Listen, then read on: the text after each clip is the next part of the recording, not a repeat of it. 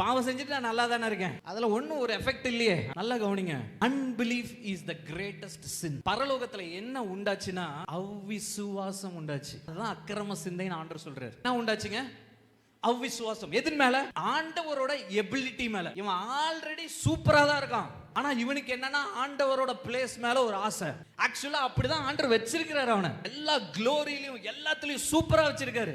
ஆனாலும் ஆண்டவர் அவனுக்கு பண்ணின ஒரு காரியத்தின் மேல இவனுக்கு ஒரு அவ்விசுவாசம், அன்பிலீஃப். அவ்விசுவாசம் எல்லா பாவத்துக்கும் வேர் என்னன்னா அவ்விசுவாசம். தேவனை சார்ந்து கொள்ளாமல் வாழ்வது.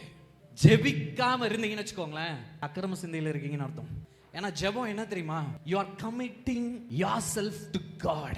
நீங்கள் தேவனுக்கு உங்களை அர்ப்பணிக்கிறீர்கள். நான் இல்லப்பா, உங்க சித்தம் என் லைஃப்ல நிறைவேறணும். அதனால தான் ஆண்டவர் சொல்றாரு, நீங்கள் சோதனைக்கு உட்படாமல் என்ன பண்ணுங்க? விழித்திருந்து ஜெபம் பண்ணுங்க.